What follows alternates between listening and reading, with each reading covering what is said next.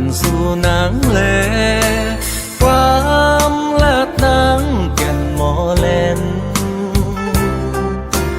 เมื่อวันปนนั้น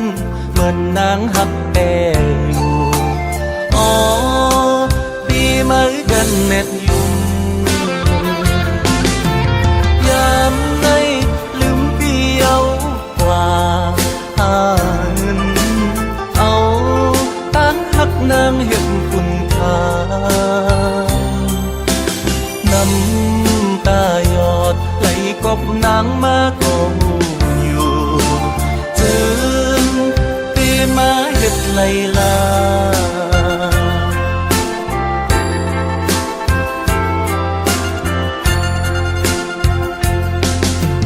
เกิ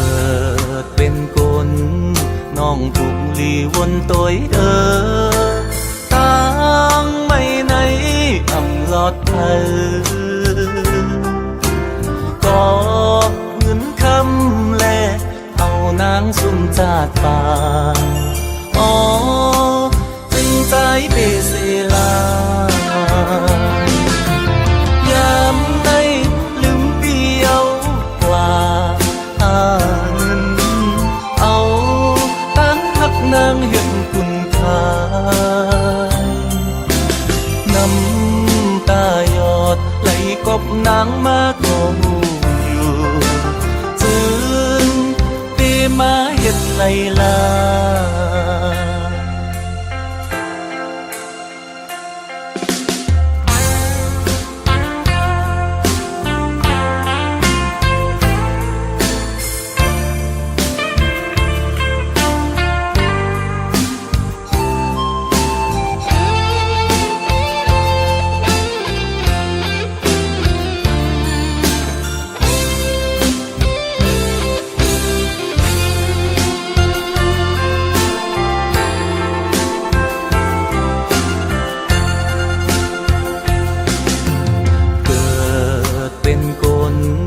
น้องถูกลีวนตัว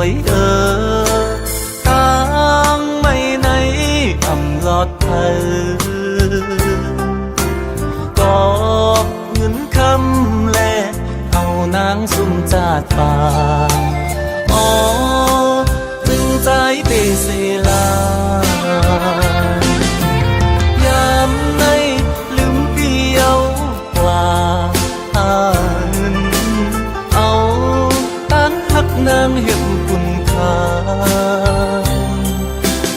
น้ำตาหยอดไหลกบนางมาก็อยู่ถึงปีมาเห็ดไหลลายามในลืมเปียวกว่าเงิน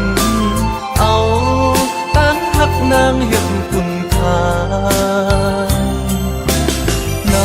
ำตาหยอดไหลกบนางมาก็อยู่ถึง